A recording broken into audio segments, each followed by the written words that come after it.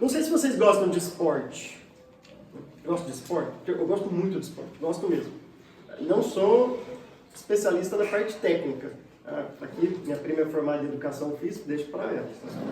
Aliás, se alguém precisar, né, entrar em fórum, assim. Eu não preciso, né? Mas quem precisar, fica à vontade, aí ela pode ajudar. Para quem já está em forma como eu, assim, aí fica tranquilo. Tamo junto. Mas você não precisa entender muito de esporte para saber que tem aqueles esportes individuais e os esportes coletivos. Tem aqueles que o cara é sozinho, é ele mesmo, é concentração, é por conta e não tem ninguém para ajudar ele. Por exemplo, você pega tênis, você pega canoagem, aquela que é sozinho mesmo, né? Que agora, depois do Isaquias, né, o nome dele, todo mundo ficou conhecendo canoagem, né? Aí depois, então, que o brasileiro ganha o surf lá, o Medina, aí todo mundo vira especialista de surf, né? Todo mundo tem um palpite, alguma coisa. São esportes individuais, é o cara, concentração ali, pronto. Por outro lado, tem esportes coletivos. Sabe o que é mais curioso? Quando o cara que joga um esporte coletivo esquece que o esporte é coletivo. Já parou para analisar isso? Às vezes o time está perdendo lá 40 do segundo tempo. Aliás, se você está na tentação de ver quando está o jogo aí, põe no modo avião, tá? Para não ficar na tentação de ficar vendo o jogo. Melhor não, né? Vai sofrer mesmo, vai perder outra vez. Então, põe no modo avião, esquece que está jogando, né, Beto? Esquece aí. É isso aí. Deixa quieto. Mas aí se o time está perdendo os 40 do segundo tempo, o que acontece? Tem aqueles jogadores que se acham assim meio super-heróis. Sabe, o zagueiro pega a bola lá de trás, começa a driblar todo mundo, tenta chegar lá na área e dar um chutão, achando que vai resolver o problema. E a não ser que ele seja o Company lá do... Aí sim, né, o cara acertou um chute, nunca mais acertaria. Ele vai isolar a bola lá e todo mundo vai ficar bravo com ele. Porque no desespero ele esqueceu que o esporte é coletivo. E o esporte coletivo, você precisa alinhar naquilo que você precisa fazer. Zagueiro é zagueiro. Meio campo é meio campo. Atacante é atacante. Mas no desespero, o pessoal esquece disso. E acha que o cara vai resolver sozinho o problema. E na grande maioria das vezes, não resolve coisa nenhuma. Pelo contrário, então você tem ficar bravo porque o cara desperdiçou uma bola, chutando, achando que ia acertar o ângulo e a bola foi lá na arquibancada. Né? O cara fala, agora eu se consagro. Eles falam, né? Claro que está errado. Mas geralmente a pessoa fala, aí eu se consagro. E aí a bola vai lá na arquibancada e todo mundo fica bravo. O cristianismo é a mesma coisa. Todo mundo tem uma função a desempenhar. E quando a gente começa a trocar essas funções, alguma coisa está errada. Quem está de fora olha e fala assim, bom, alguma coisa não está dando certo ali. Porque as funções estão trocadas. Dá uma olhada em Efésios, capítulo 5. Carta de Paulo, aos Efésios, capítulo 5.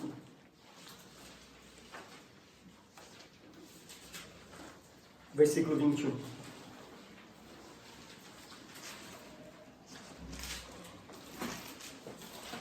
Carta de Paulo aos Efésios, capítulo 5 e o versículo 21.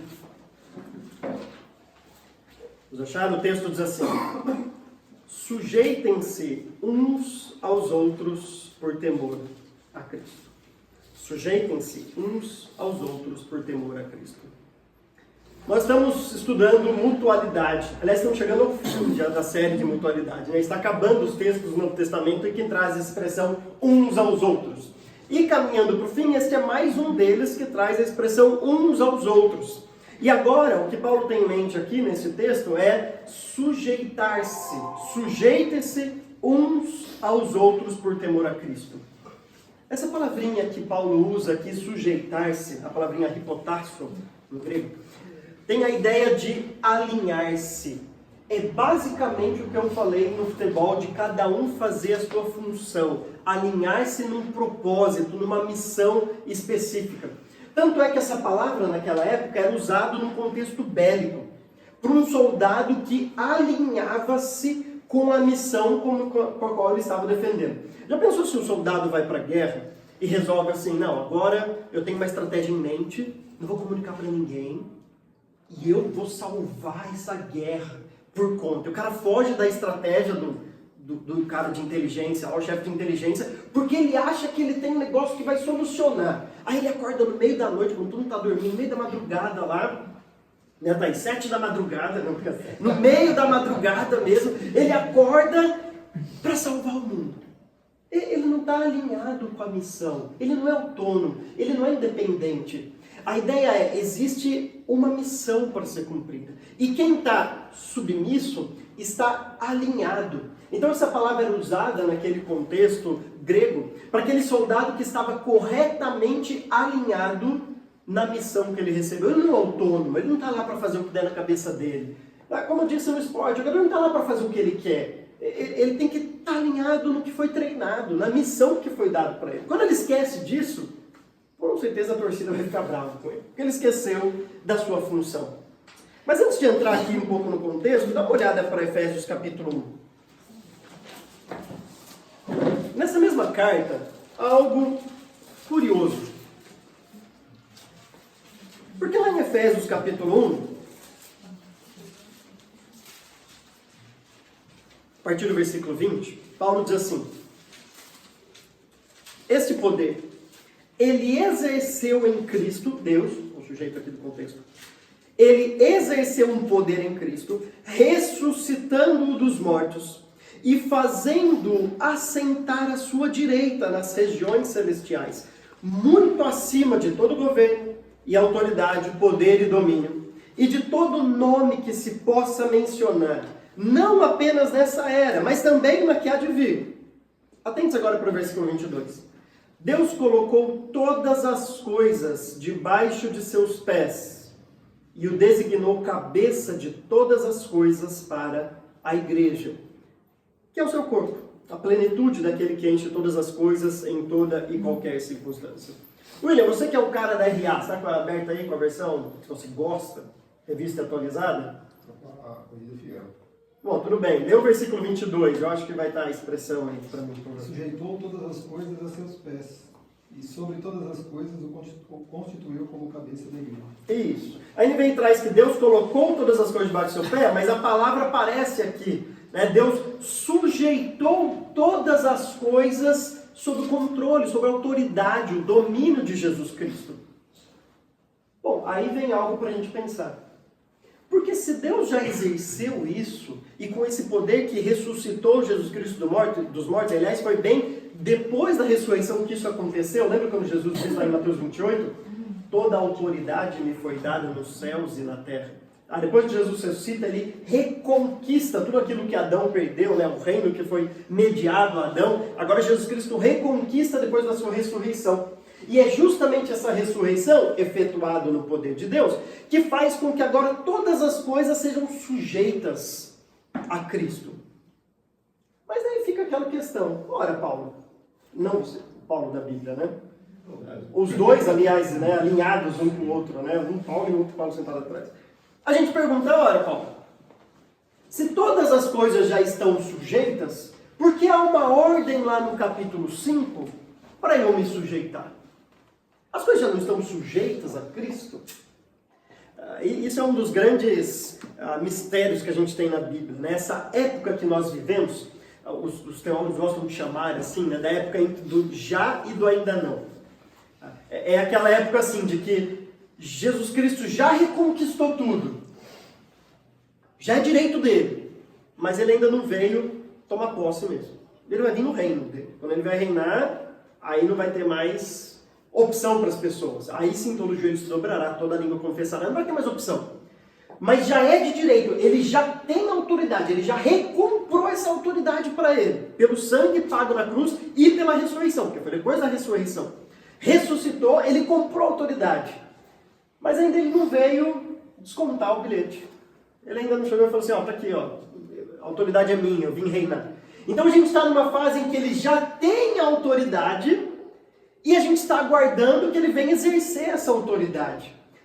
Entre este período, entre o já tem e o ainda não veio estabelecer, a gente vive um período de voluntariedade.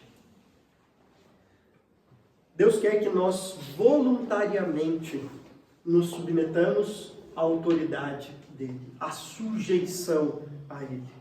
E claro, vocês vão ver aqui não só pelo texto de Efésios, mas é um texto que nós vamos alinhar depois e trabalhar depois, como Paulo bem disse na ceia aqui, quando estava ministrando o texto na ceia, que a submissão uns aos outros só é possível quando nós somos submetidos à autoridade de Deus. Se você não está sujeito à autoridade de Deus, obviamente você não vai conseguir cumprir a sua função no corpo de Cristo. E é isso que Paulo tem em mente quando ele escreve lá, sujeitem-se uns aos outros. Então vamos voltar lá para o capítulo 5 de Efésios. Outra coisa a se destacar importante aqui nesse versículo 21 é que a minha versão NVI traz um imperativo. Sujeitem-se uns aos outros.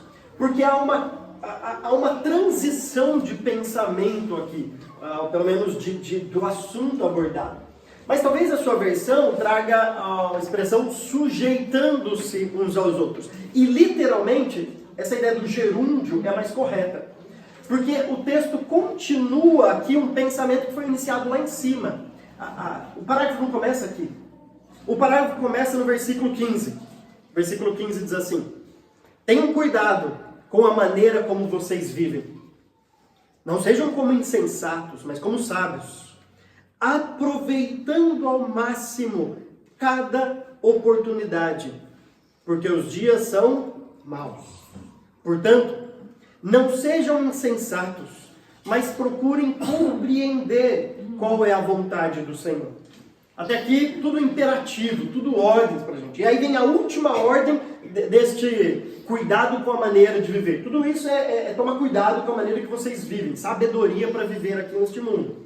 E aí a última ordem dentro dessas ordens está no versículo 18, em que Paulo diz, não se embriaguem com vinho, que leva à libertinagem, mas deixem-se encher pelo Espírito. Curiosamente, aqui a ordem está na voz passiva. A ideia não é encham-se pelo Espírito. A ideia aqui do texto é deixem-se encher pelo Espírito. É uma ordem, mas uma ordem na voz passiva. Em outras palavras, é como se Paulo estivesse falando, não atrapalhe. Se você não atrapalhar a atuação do Espírito, está ótimo. Porque geralmente é isso que a gente faz. Mas a gente pensa que não. Como a gente pensa que a gente é bom, a gente pensa assim, que quando eu leio a Bíblia, eu estou ajudando o Espírito Santo a me encher. Quando eu oro, eu estou ajudando ele a me encher. Quando eu vou na igreja, eu estou ajudando o Espírito Santo a me encher. Posso falar? A gente só está fazendo a nossa obrigação. Isso é o que se requer de nós por sermos salvos. Você não está fazendo nada além do que Deus espera de um salvo. Nada além. Orar, ler a Bíblia, falar de Deus com outras pessoas, dar um bom testemunho, ir na igreja. Você só está fazendo aquela sua obrigação. Lembra? Depois que a gente fizer tudo, a gente vai olhar e dizer, nós somos servos inúteis. A gente só está cumprindo a nossa obrigação. Por outro lado, se isso é o básico que nós temos que fazer na vida, quando a gente não faz isso, a gente está atrapalhando a atuação do Espírito Santo. Por isso que Paulo está falando, deixe o Espírito Santo te encher, não faça nada aquém do que se espera de um salvo. Não deixe de ler a Bíblia, não deixe de orar, não deixe de frequentar a igreja, não deixe de ter comunhão com Deus, não deixe de ter comunhão com os seus irmãos, porque é assim que o Espírito Santo vai atuar na sua vida. Por isso que a ordem está na voz passiva. A gente não consegue ajudar o Espírito Santo. O que a gente consegue é não atrapalhar, uma vez que a gente faz aquilo que é nossa responsabilidade como cristão. Então Paulo diz, deixem-se encher pelo Espírito. O apóstolo também faz uma comparação aqui muito interessante com a embriaguez. Isso me ajuda a explicar o que vem logo depois. Então Paulo está dizendo assim, não se embriaguem com vinho que leva à libertinagem. Veja, qual é a relação de se embriagar com libertinagem? A relação é de causa, o primeiro, e a consequência é o segundo. Não é o contrário, não é causa e consequência. Por exemplo, ninguém vive libertino para se embriagar. Uma coisa não leva a outra. A pessoa pode muito bem ser libertino sem nunca ter colocado uma gota de álcool na boca. Por outro lado, todo mundo que busca ficar bêbado mesmo, pode conversar com a pessoa. Uma vez eu estava falando com meus amigos lá da faculdade, né? Eu falei, gente, vocês gostam tanto de beber, vocês não pegam uma bebida zero álcool ali para... Ele falou assim, mas daí perde o propósito da gente beber. Porque a gente bebe justamente para dar coragem, né? Para fazer aquilo que você não faria sóbrio. Quem quer assim sair de si é porque ele está doido para fazer algumas coisas, mas no fim ele sabe que se ele fizer aquilo sobra, ele vai ficar constrangido. Então ele tem que realmente encher a cara para dar coragem. Lógico, não é todo mundo que bebe por isso. Mas tem aqueles que bebem porque sabe que isso leva à libertinagem. O cara sai de si. O cara cria coragem para chegar naquela menina que antes ele não chegava, para encarar o fortão lá que antes ele não encarar. Leva à libertinagem. Leva a fazer coisas que ele normalmente ele fala, bom, não é sensato fazer isso. Mas uma vez que eu estou sob o efeito de álcool, eu pergunto, ele nem vai lembrar do que ele fez no dia anterior. Bem como aquele filme lá, que o cara começa a olhar a foto, o que a gente fez, né, no dia anterior. Então, a embriaguez é a causa e a libertinagem é a consequência. Do mesmo jeito, comparação que Paulo fala, deixe-se encher pelo Espírito. Isso é a causa. E aí vem a consequência. Então, se a embriaguez leva à libertinagem, um corpo cheio de álcool leva à libertinagem, o que um corpo cheio do Espírito Santo vai produzir? E Paulo vai explicar esta produção por meio de 5 gerúndios no português, né? Que é os nossos andos, endos, indos, ou, se você é um bom ribeirão pretano, piracicabano, né? É eno, hino, uno, né? Porque é cantando, comendo, fazendo, não é fazendo, né? Vamos ser sinceros, mas quem fala fazendo? É fazendo, comendo, esse é o gerúndio. Então Paulo vai dizer assim no versículo 19, é o primeiro, falando entre si com os salmos, hinos e cânticos espirituais. O segundo, cantando. O terceiro, louvando de coração ao Senhor. O quarto, dando graças constantemente a Deus Pai por todas as coisas em nome do Senhor Jesus Cristo. E o quinto, sujeitando-se. Então a grande ordem do texto aqui não é para eu me sujeitar uns aos outros. A grande ordem é, deixem-se encher pelo Espírito Santo.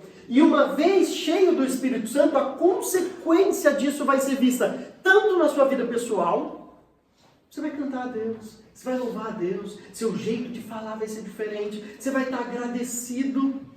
Mas esse último gerúndio usado aqui é o que faz a transição para o pessoal para o coletivo. Porque lembra? É isso que Paulo tem em mente. Paulo está falando, cuidado com a maneira que vocês vivem. Paulo tem essa ideia de coletividade. E ele está falando, uma vez cheio do Espírito Santo, sabe o que você vai fazer? Você vai cumprir a sua função no jogo. Você não vai querer dar aquela de herói, sem causa, e falar assim, não, eu vou ganhar isso daqui sozinho. Não, você vai se colocar debaixo da missão. Você vai se sujeitar uns aos outros. Então esse versículo 21 vai fazer a transição do que é sujeitar uns aos outros, porque agora Paulo vai especificar em 3 relacionamentos que nós temos. Agora, tenham em mente o significado dessa palavra sujeitar-se, que é alinhar-se sob uma missão. Porque senão parece que não vai fazer muito sentido. Porque Paulo vai dizer, primeiro, né, sujeitai uns aos outros. Aí ele vai dizer, mulheres, versículo 22, sujeitem-se aos seus maridos.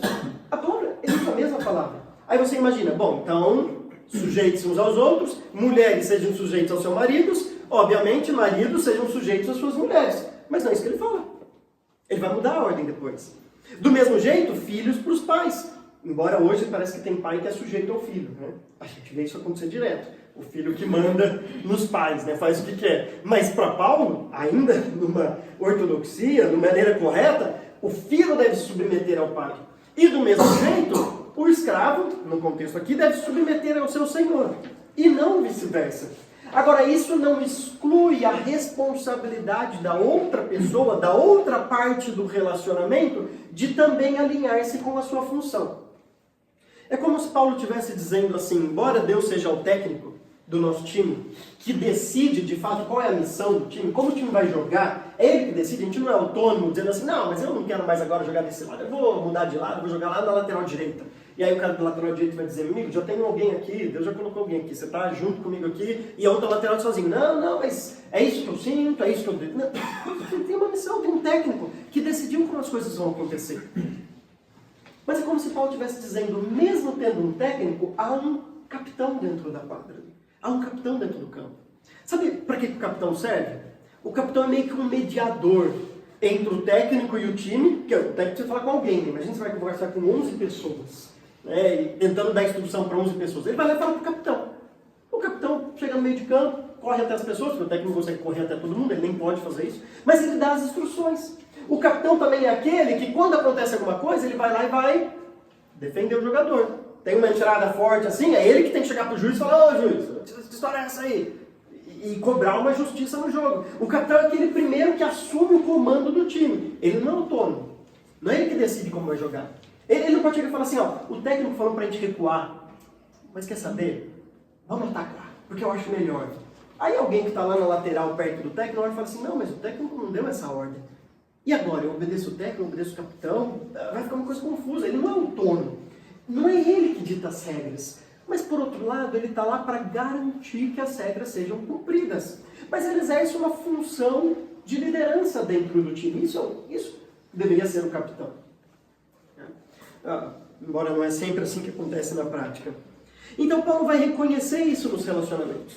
Paulo vai dizer: embora todo mundo tenha que se sujeitar àquilo que o técnico está dizendo, o técnico está mandando, e o nosso técnico é Deus, Deus já deu uma missão para cada um, uma missão para a igreja, todo mundo deve sujeitar a essa missão.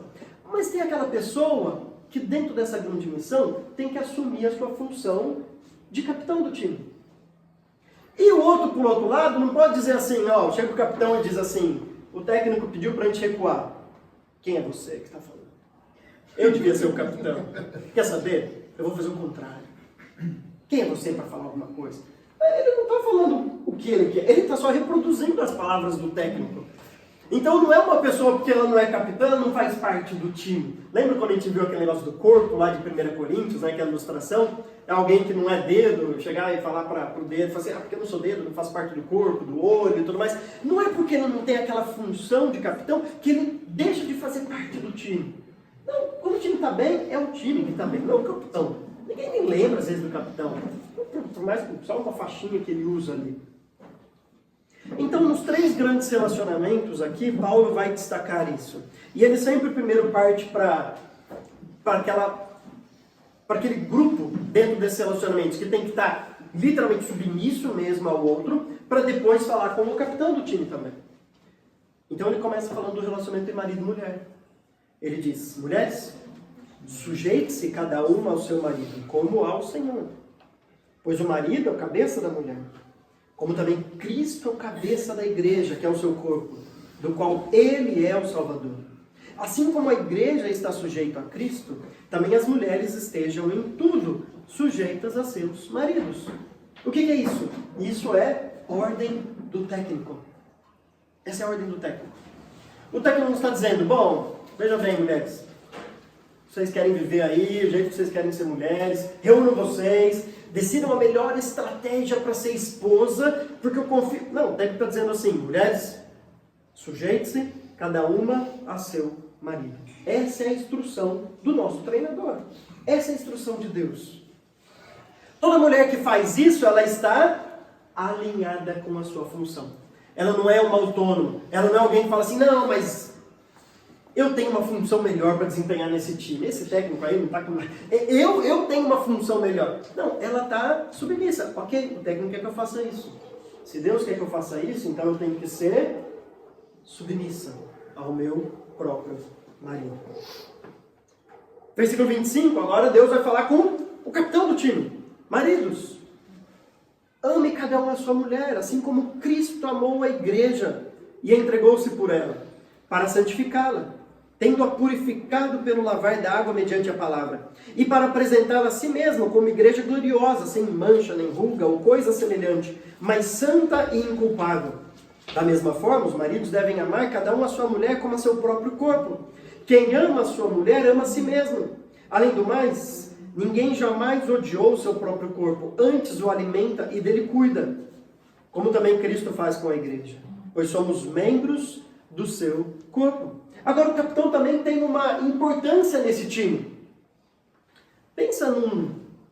Você gosta de futebol? Você não gosta? Desculpa pela ilustração. Pensa num outro esporte aí. Mas se você gosta de futebol, pensa no que seria assim, aquele capitão ideal para o seu time. Aquele capitão ideal é aquele que se entrega pelo time. É isso que Paulo está dizendo. Maridos, entreguem-se para suas mulheres, assim como Cristo se entregou pela igreja. Sacrifício. Imagine o capitão do time chegar assim: ó, o técnico falou para a gente correr mais do que a gente está correndo. Mas vocês, porque eu sou o capitão. Não, geralmente o capitão é aquele mais raçudo. né? Aquele cara que se entrega mesmo. Que ele praticamente assim, conquista essa posição dentro do grupo pela entrega que ele dá no jogo. Ele está sempre vibrante, está sempre assim, se entregando pelo time. Esse é um capitão. Então o capitão não é um mandão. Ele é alguém que se entrega pelo time. No caso, pela mulher e, consequentemente, pelos filhos. Mas o capitão também é aquele que sabe motivar quem precisa. Eu lembro que eu estava assistindo as finais da Conferência Oeste da NBA, se alguém gosta, né, e acompanhou também. E aí tem um cara chamado Damon Green. E esse jogador veterano já, né, bom mesmo, passou a bola para um novinho, um cara da reserva, que estava no banco. E tinha entrado no jogo para os titulares descansar. Passou a bola para ele, esse cara foi sozinho tentar uma enterrada no basquete. Vocês já viram o basquete, né? Só erra enterrado, esse cara é muito baixinho. E o cara, a bola escapou da mão dele no último minuto, ele foi enterrar, a bola bateu no ar e voou, assim, o cara reserva. Daí meu brinco ficou bravo, o técnico pediu tempo, parou, aí eu ouvi de longe, assim, o técnico falando um monte pro cara no banco. Eu falei, vixe, deve ter descascado. O cara nunca mais vai querer entrar no jogo. Aí no intervalo do jogo, eles abrem o áudio pra gente ouvir o que ele falou. Ele falou assim, ó, todo mundo erra, ninguém é perfeito, a próxima você vai tentar e vai acertar. E aconteceu no mesmo jogo. Ele foi lá, tentou mais uma enterrada e acertou. O capitão sabe quando ele precisa motivar a pessoa. Ele vai além do óbvio, ele atinge a alma da pessoa, as motivações, o coração da pessoa. E Paulo vai dizer que um bom capitão, ele apresenta a esposa, no caso aqui, como santa, tendo-a purificado pelo lavar da água mediante a palavra. Ele está preocupado não só em se entregar, mas ele está preocupado com aquelas questões que talvez ninguém vê. Santidade, como está o coração do time, a motivação do time. Ele está querendo conquistar o coração. Mas por outro lado, um bom capitão, quando o time começa a entrar em problema, leva um carrinho e outro machuca, o cara vai defender o jogador. Ele fala, espera aí, ele é o primeiro que tem que entrar lá e falar, espera aí, esse cara é do meu time. O que está acontecendo aí? Ele é o primeiro que tem que fazer isso. Por isso que Paulo vai dizer que um bom capitão aqui vai cuidar do corpo do time, assim como cuida do seu corpo. Paulo diz, além do mais, ninguém jamais odiou o seu próprio corpo. Antes o alimenta e dele cuida. Como também Cristo faz com a igreja. Do mesmo jeito, ele vai cuidar dos outros. Porque ele não quer tomar um carrinho criminoso. Então, se alguém do time dele toma, ele também vai defender. Ele que vai interceder lá pelo juiz. Isso é um bom capitão.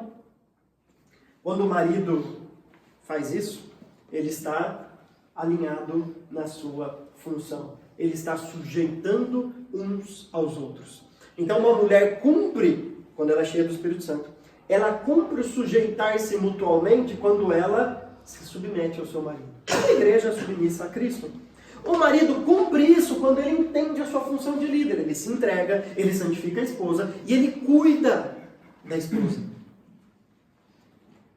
Agora o capitão tem que assumir o seu papel. Ele tem que assumir que ele é um capitão. Por isso que Paulo diz assim no versículo 31, por esta razão o homem deixará pai e mãe e se unirá à sua mulher, e os dois se tornarão uma só carne. Paulo está citando um texto lá de Gênesis capítulo 2, versículo 24. Embora Adão não tivesse pai e mãe para deixar, mas quando Moisés escreveu Gênesis, já existia pai e mães, então ele estava querendo educar. Ele diz, justamente por causa do relato da criação em Gênesis 1 e 2, o homem deixa pai e mãe. Não é esquisito o homem deixar pai e mãe? No texto? A gente não está acostumado a mulher deixar o pai e mãe. O casamento não é geralmente assim. O pai entra com a mulher, deixa a mulher até o noivo, dizendo assim, ela está saindo da minha casa e entrando na sua casa. Não é geralmente assim que acontece? Mas é isso que Paulo fala. Paulo fala, o homem tem que deixar pai e mãe. O que Paulo está dizendo é, o cara tem que assumir que ele é um capitão. Deixa a casa dos pais. Agora eu sou o capitão do meu time. Agora eu tenho um time para cuidar. Eu sou o capitão do meu time agora. Senão ele vai sempre assim, deixa eu ligar para o meu time antigo lá, para o capitão antigo, deixa eu ver o que eu faço. O cara desse não pode ser capitão do time. Que confiança ele vai passar? Ele precisa dizer, não, eu sou o capitão desse time. Não para ser um mandão, mas para cumprir as funções que Paulo diz aqui. A partir do capítulo 6 agora, Paulo vai mostrar dois outros relacionamentos. Ele vai dizer, filhos, obedeçam aos seus pais no Senhor, pois isso é justo. Honra teu pai e a tua mãe. Este é o primeiro mandamento com promessa. Para que tudo te corra bem e tenhas longa vida sobre a terra. Então se você é um filho que ainda mora com os pais, As duas ordens é para você. Obedeça pai e mãe e honre seu pai e sua mãe. Mas se você já está num outro time, com um outro capitão, né? Ou se você é capitão agora de um novo time, você não precisa mais obedecer aquele capitão. Você tem essa autonomia de tomar as decisões. Você vai pintar sua casa, você não precisa ficar perguntando, que cor que eu pinto a minha casa? Pode pedir um conselho, mas assim, vai lá, sua casa é sua agora, né? Não é mais do seu pai. Agora você mora sozinho, com a sua esposa, né? E você, com o seu marido. Então não precisa mais obedecer. Agora, honrar sempre continua, até os pais morrerem. Então, filhos que obedecem e honram, ou só honram os pais, são filhos que estão alinhados na missão que Deus deu para eles. Sujeitem-se uns aos outros. Pais, versículo 4, não irritem seus filhos, antes criem-nos segundo a instrução e o conselho do Senhor. Agora Paulo vai reconhecer outra vez, tem aqueles que estão feitos, a função deles é para ser submisso, o filho, tem aqueles que têm que assumir a função de capitão. Capitão aqui é pai e mãe. Os pais têm que agora assumir a sua função e criar os seus filhos. Não de qualquer jeito, não é um autônomo. Tem que criar de acordo com a instrução que o técnico deu. Segundo a instrução e o conselho do Senhor. Você não é autônomo. O filho é meu, eu faço o que eu quero. Não. Se você está debaixo da missão que Deus deu, Deus deu o filho para você, mas ele continua sendo do Senhor. E colocou sobre a sua responsabilidade para você fazer o que Deus quer que você faça com o seu filho. Não, mas eu quero. Não é você. Você não é autônomo, você é só um capitão. É o técnico que decide. Por isso que é segundo a instrução e o conselho do Senhor. Não é segundo a sua instrução. Não é segundo o seu conselho. E a gente está vendo no curso de criação de filhos que às vezes nem sempre é fácil seguir o que Deus pede para a gente fazer. Mas a gente é só um capitão. A gente não é autônomo. Não somos de técnico. E por fim, versículo 5, ele vai dizer, escravos, obedeçam aos seus senhores terrenos com respeito e temor, com sinceridade de coração, como a Cristo. Obedeçam-lhes, não apenas para agradá-los, quando eles os observam, mas como escravos de Cristo, fazendo de coração a vontade de Deus.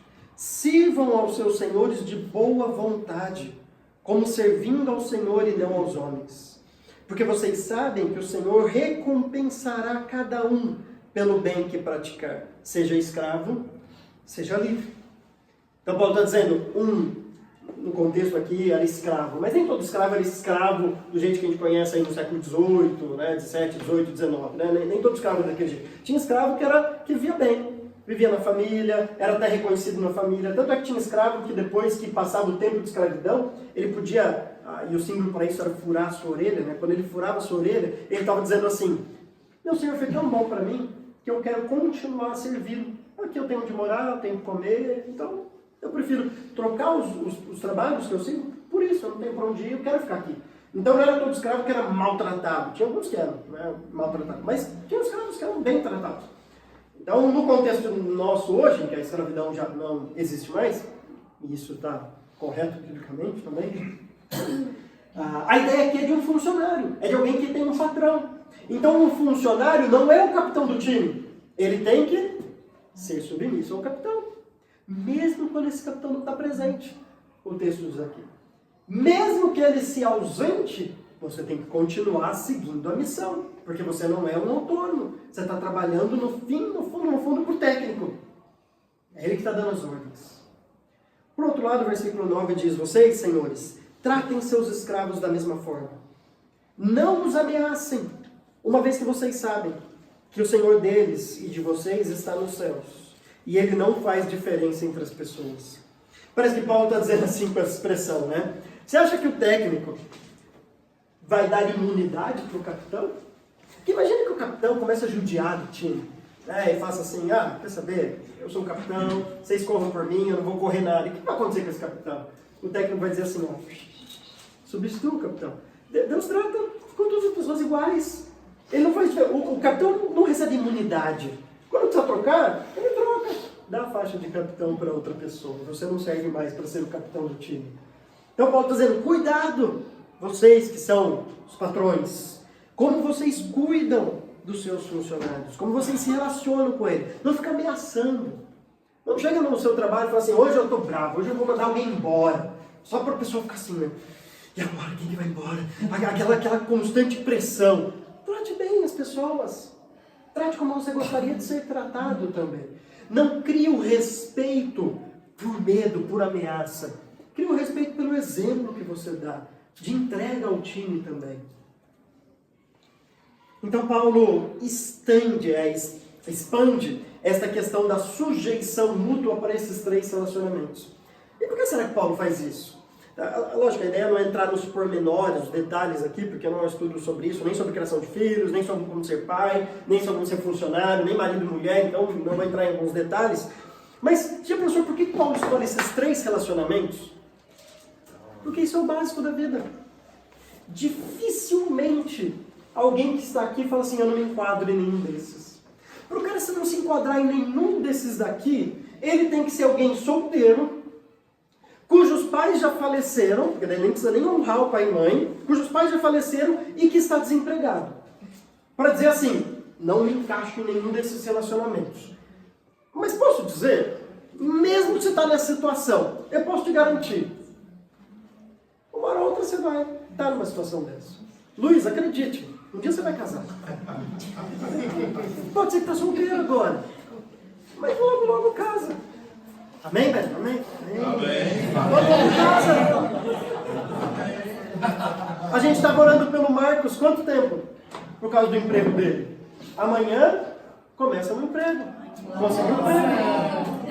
Logo você sai. Você pensa assim, isso não se aplica a mim. Porque eu sou solteiro, meus pais já faleceram, moro sozinho, não tenho que honrar, não tenho que obedecer a ninguém, né? E estou desempregado.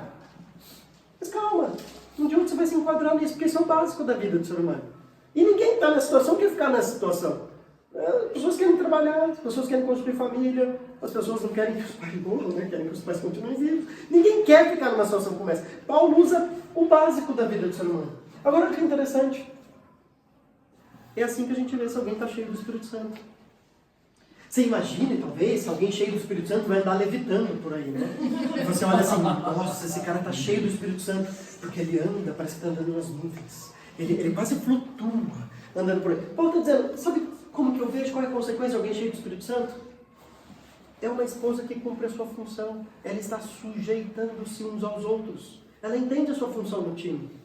Ela não precisa de ser uma super atleta. Não, ela só precisa cumprir a sua função. Ela não precisa ganhar o jogo sozinha. Ela precisa cumprir a sua função.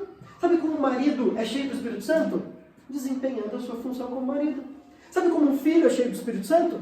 Desempenhando a sua função como filho. Um pai, um senhor, um funcionário, um patrão, né? E um funcionário. É assim que nós demonstramos como somos cheios do Espírito Santo. Isso é sujeição mútua. Antes de olhar para outro texto, e eu queria encerrar com o texto de Tiago, mas só aqui, um pouco, talvez você pergunte assim, e se metade do time que eu estou jogando não está a fim de submeter ao técnico? E se onde você trabalha, o seu chefe é aquele... Você não aguenta mais. Ou se os seus funcionários são aqueles que assim...